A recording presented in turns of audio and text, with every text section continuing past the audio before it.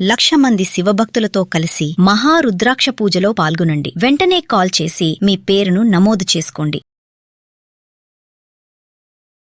ఒక మంచి స్టోరీ చెప్పుకుందామండి. పల్లెటూరు కథ ఒకటి. పూర్వం అంటే ఒక పల్లెటూరులో రెడ్డి గారు ఒక ఆయన ఉండేవారు.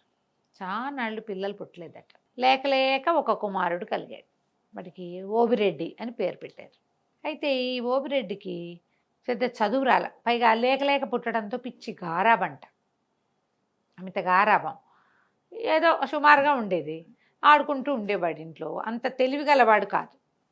అయితే ఇది కొన్నాళ్ళు పోయాక నాన్నకు తెలిసింది, పిల్లాడికి చదువు సంధ్య లేకపోతే కష్టము, వీడు తెలివిగా లేడు అని అనుకుని ఆయన స్నేహితుడు ఒక బ్రాహ్మణ ఆయన ఉన్నారు, అప్పన్న శాస్త్రి అని. ఆ శాస్త్రి గారిని పిలిచి వీడికి ఎట్టో కొట్ట 4 చేతులు సంతకం పెట్టడము, 4 మాటలు మాట్లాడడము, 4 ఏమన్నా నేర్పించు అని అడిగాడు.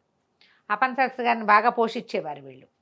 ఆయన రోజు అది చెప్పి ఇది చెప్పి చెప్పడానికి చాలా ట్రై చేసి విరక్తి పెట్టి ఊరుకున్నాడు. ఆయన ఏం నేర్పించాడు? సుమతి శతకం పద్యాలన్నీ వల్లి వేయించి నోటికి చెప్పాడు. సంతకం పెట్టడం నేర్పించాడు. ఇప్పుడు నీకు ఇలన్నీ సాంగంగా చక్కగా నేర్చుకుంటే క్రమంగా ఎవడి సంతకం వాడు పెట్టేటప్పుడు వాడి తలకు సిగ్నేచర్ థింగ్ ఒకటి ఉంటుంది అందులో.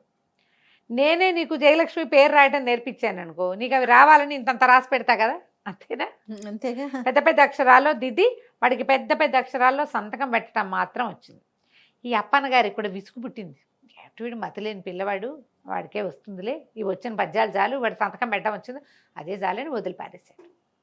అడా నడిచేది. క్రమంగా ఏమైంది, కొంతకాలానికి తండ్రి గతించాడు. ఈ ఓబిరెడ్డికి చుట్టూతా స్నేహితులయ్యారు. వీళ్ళు వీర శివారెడ్డి, వెంకటరెడ్డి, అప్పన్నరెడ్డి, ఇట్లా ఒక 6-7 రెడ్లు తయారయ్యారు. వాళ్ళకి వీడు పిచ్చి వెధవని, అమాయకుడని తెలిసింది. వీళ్ళంతా ఏదో దూరపు చుట్టాలు. ఎంతసేపు ఇంటికి వచ్చి ఉండేవాళ్ళు, అవి ఇవి వండిచ్చేవాళ్ళు, అది వండిచ్చి ఇది వండిచ్చి అంటే వండిచ్చేవాళ్ళు. క్రమంగా ఇట్లా అయ్యాక వాడి దగ్గర డబ్బులు, ఇంట్లో ఉన్న డబ్బంతా తరిగిపోవటం మొదలుపెట్టింది. తండ్రి పొలాలు పుట్రలు తయారు చేసి పెట్టాడు కొడుకు కోసం. ఇంట్లో ఏదో ధనం, మెల్లిగా ఎవరైనా వస్తుంటే సరుకులు కావద్దు, పని వాళ్ళు పోయి సామాన్లు తెస్తారు, డబ్బులు ఇస్తాడు, మెల్లిగా డబ్బులు అయిపోవు. ఇక డబ్బంతా ఖర్చు అయిపోవటం మొదలుపెట్టింది. ఎంతసేపు ఎవరో ఒకళ్ళు చుట్టం పక్కవని వచ్చేవాళ్ళు. మా ఇంటికి చుట్టాలు వచ్చారు, మీ ఇంటికి తీసుకొచ్చాననే వాడు స్నేహితుడు ఇంకో రెడ్డి గారు వచ్చి. క్రమంగా రోజులు గడిచే కొందికి డబ్బులు తగ్గిపోయినాయి. ఒకనాడు ఈ ఓవిరెడ్డి ఏదో బజార్ వెళ్తుంటే అప్పన్న శాస్త్రి గారు కనపడి, ఏమిటైనా ఓబయ్య, మీ ఇంటి నిండా జనాలు ఉంటున్నారు ఎప్పుడు ఒకప్పుడు, ఏమిటంటే చుట్టాలండి అనేసరికల్లా ఈయన అన్నాడు, నీకు జ్ఞాపకం ఉందా, సుమతి శతకం పద్యం చెప్పేవండి అని చెప్పి, ఏమిటి తెప్పలు 10,000 చేరు కదరా, సుమతి ఉంది కదా, ఎప్పుడు డబ్బులు వస్తే అప్పుడు చుట్టాలు ఉంటారు, ఎందుకంటే నీరు ఎక్కడ ఎక్కువ ఉంటే అవును కప్పలు 10,000 చేరుతాయి అక్కడికి. అవును, నీ దగ్గర డబ్బులు ఉన్నాయి కాబట్టి చుట్టాలు వస్తున్నారు, లేకపోతే ఒక్కళ్ళు కూడా రారు అని చెప్పాడు. ఈ సుమతి శతకం పద్యం వల్ల వేసుకుంటూ వెళ్ళేసరికల్లా ఈ ఓబిరెడ్డికి అర్థమైంది. అవును కదా, అక్కడి నుంచి ఇంటికి వెళ్ళగానే ఇంట్లో చుట్టాలు వాళ్ళు వీళ్ళు ఉన్నారు, ఎవరో కొంచెం పలహారం చేస్తున్నారు, ఇంకెవరో కాళ్ళు దాపు పడుతున్నారు.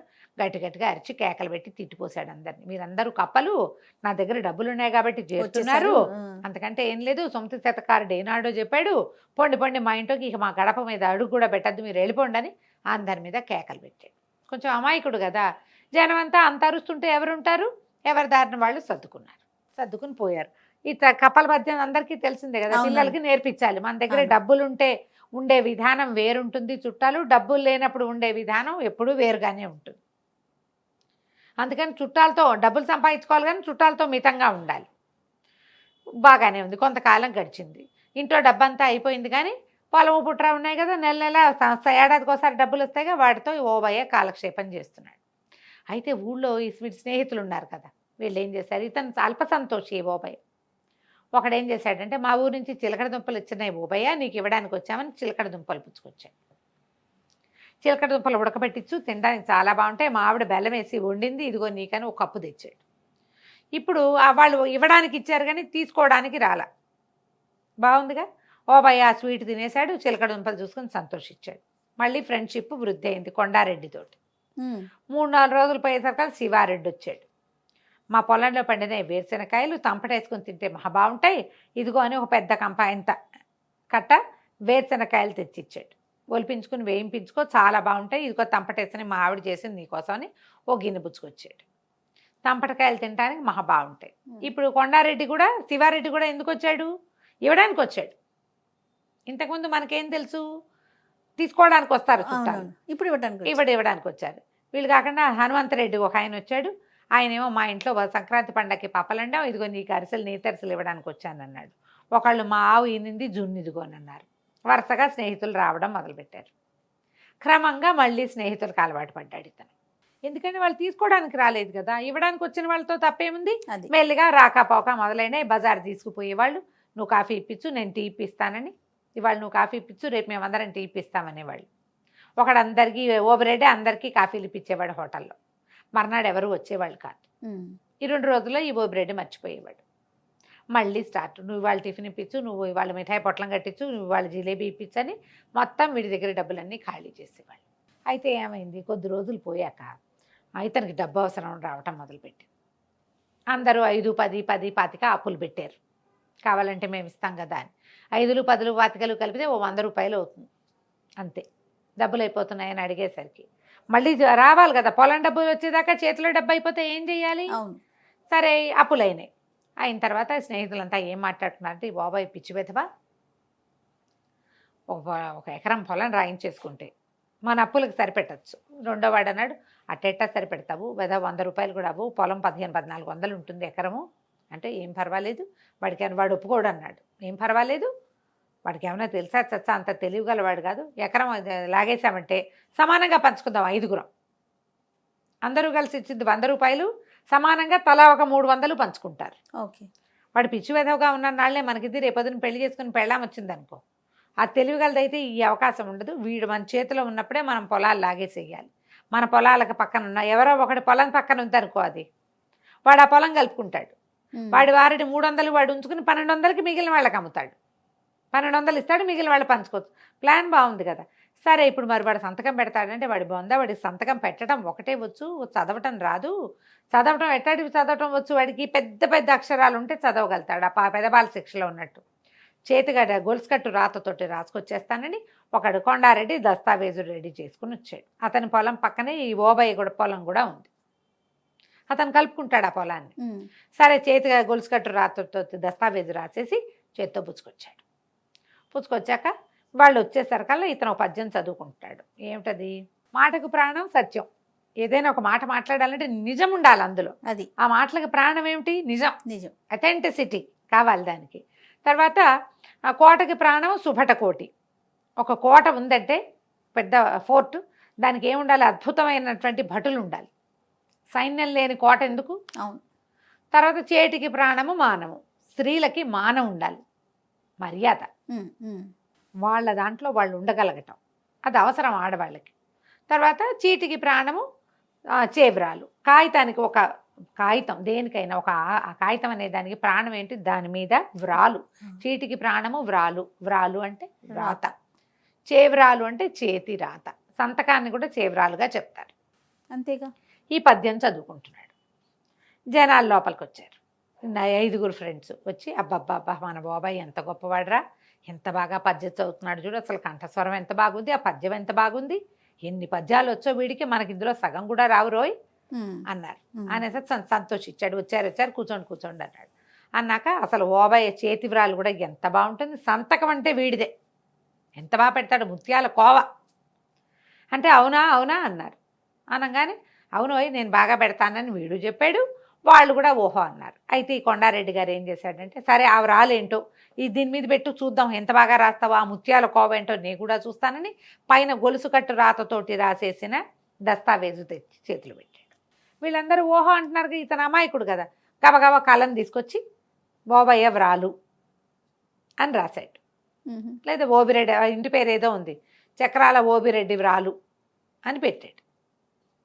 పెట్టేసరికల్లా అందరూ అబ్బబ్బా ఎంత బాగుంది, అసలు ముత్యాలేగా, ఎంత బాగుందో చూడండి. అందరూ 5 చేతులు మార్చుకున్నారు కాగితాలు. మార్చుకున్నాక ఒక ఆయన అన్నాడు, ఒరే ఓబయ్య అసలు నీ సంతకం ఎంత ముచ్చటగా ఉందంటే పటం కట్టించుకుని పెట్టుకోవాలరా అన్నాడు. అనగానే ఓబయ్య ఏం చేశాడు, చర్రన ఆ కాగితం లాక్కుని పర్రమని దాన్ని చింపి తన సంతకం పెట్టింది చేతిలో పెట్టాడు. దీన్ని పటం కట్టించుకో అని ఈ కాగితాన్ని ఇట్లా చుట్టి పడేశాడు. కాగితంలో ఏముందో అతనికి ఏం తెలుసు. అక్కడి నుంచి ఎవరవురా దస్తావేజు చింపేస్తావా నీ దుంపదేగా అని ఆ స్నేహితులు 5గురు మీద పడి చెంపలు వాయి కొట్టారు ఇతను. వీళ్ళు హాల్లో కూర్చున్నారు, గోలగోలగా వినపడుతుంది. ఆ అప్పన్న శాస్త్రి గారు ఎవరో రైతుతో మాట్లాడుతూ రోడ్డు మీద పోతున్నాడు. ఏమిటి ఓబిరెడ్డి ఇంట్లో ఇంత గోలవుతోందని పరిగెత్తుకుంటూ లోపలికి వచ్చాడు. ఏమిట్రా నాయన. స్నేహితులందరూ తను ఎందుకు కొడుతున్నారో అర్థం కాల ఆ ఓబిరెడ్డికి. అవి జనాలు ఈయన పెద్ద మనిషి లోపలికి వచ్చేసరికి పంతులు గారు కదా కబుక్కుని ఆగేసరికి ఏమిటయ్యా ఓబిరెడ్డి ఏం తగదా, ఎవరినైనా పెద్ద మనిషిని పిలవాలి, మీద పడి దెబ్బలేమిటిది, ఏం జరిగింది అన్నాడు. అడగంగానే ఇతను గబగబా ఏం చెప్పాడు. అది కాదండి సంతకం పెట్టాను నేను, చేబ్రాలు ముద్దుగా ఉంది పటం కట్టించుకుంటాను అన్నాడు శివారెడ్డి, అందుకని చింపిచ్చాను, చింపేసరికల్లా కేక కొడుతున్నారండి వీళ్ళు, ఎందుకు కొడుతున్నారో నాకు కూడా తెలియదు మాస్టర్ అన్నాడు. ఆనంగానే అప్పన్ గారు అన్నాడు, దేని మీద సంతకం పెట్టేవరా, ఏ కాగితం చూపి అన్నాడు. ఆనంగానే ఇతను చుట్టేసాడు కదా, నలిపేశాడు, కొంచెం చిరిగినట్టు అయింది, నలిపి అవతలు పారేశాడు. అక్కడ పడిందండి ఆ మూల అన్నాడు. వీళ్ళందరూ రియాక్ట్ అయ్యే లోపల ఈ అప్పన్న శాస్త్రి గారు కాస్త వెళ్ళిపోయి అతి కాగితం పుచ్చుకొచ్చేసాడు. అది నలిగింది చిరిగింది కానీ చీర్ణం అయిపోవాలా, మొత్తం కాగితం అంతా సాపుగా చేసి ఈయనతో మాట్లాడుతున్న రైతులు కూడా లోపలికి వచ్చి నుంచున్నారు. ఏదో జరుగుతోంది కదా, గొడవ అవుతుంటే అందరూ నుంచుంటారుగా పెద్ద మనుషులు. ఆయన మొత్తం చదివి, ఇదేంటి బాబయ్య నాకు తెలియకుండా పొలం అమ్ముతున్నావా నువ్వు, పొలం శివారెడ్డి పేరు మీద రాసుంది అని కేకలేసేసరికల్లా ఈయన నేనేం అమ్మలేదండి, ఊరికే సంతకం పెట్టమన్నారు, ఏదో కాగితం మీద సంతకం ముద్దుగా ఉంటుంది పెట్టమన్నారు అనేసరికల్లా ఆయన గట్టిగా కేకలేశాడు. అక్కడి నుంచి పక్కన రైతులు వచ్చారుగా, వాళ్ళని పోయి గ్రామాధికారిని పిలుచుకురండి అని గ్రామాధికారిని తీసుకొచ్చారు. అక్కడ ఈయన అన్నాడు, నీకు పద్యం తెలుసు కదా, చీటికి ప్రాణం వ్రాలు అని, మరి ఈ చీటి మీద ఏదో కాగితం ఉంది రాసుంది, అది ఏమిటని చూడవా. వాడికి ఏంటంటే పెద్ద పెద్ద అక్షరాలు చదవటం అలవాటు, అంతే చదవగలడు. ఈ గొలుసు కట్టు రాతతో ఉన్నదాన్ని చదవలేకపోయాడు. స్నేహితులు పెట్టమన్నారు కాబట్టి సంతకం పెట్టాడు. గ్రామాధికారి వచ్చాడు, దస్తావేజు చూసి ఇంత దుర్మార్గం చేస్తారా, అమాయకుడు స్నేహితులను నమ్మితేని వాళ్ళ 5గురికి ఏదో తప్పు కట్టించారు. తర్వాత ఊరంతా ప్రచారం చేశారు.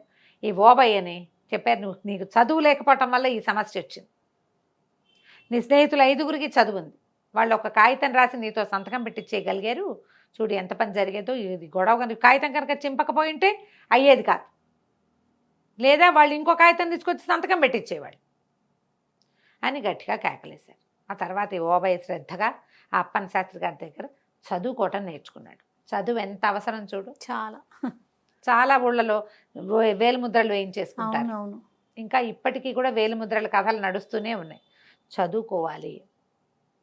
సర్వశిక్ష అభియాన్ కింద ప్రతి వాళ్ళకి ఏదైనా రాసున్నది చదవటం, తమ మనసులో ఉన్నది ఏదైనా రాయటం అనేది అత్యంత అవసరమైన విషయం. ఫోన్లు వాడడం ప్రతి వాళ్ళు నేర్చుకుంటున్నారు, రాయటం చదవటం కూడా అలాగే రావాలి కదా.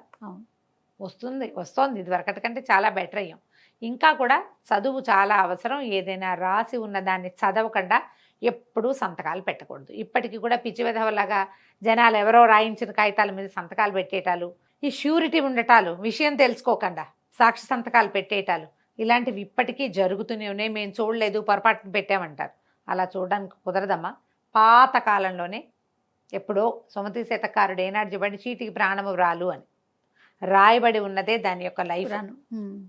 దాన్ని గమనించి పనిచేయాలి. కథ కంచికి మనం ఇంటికి.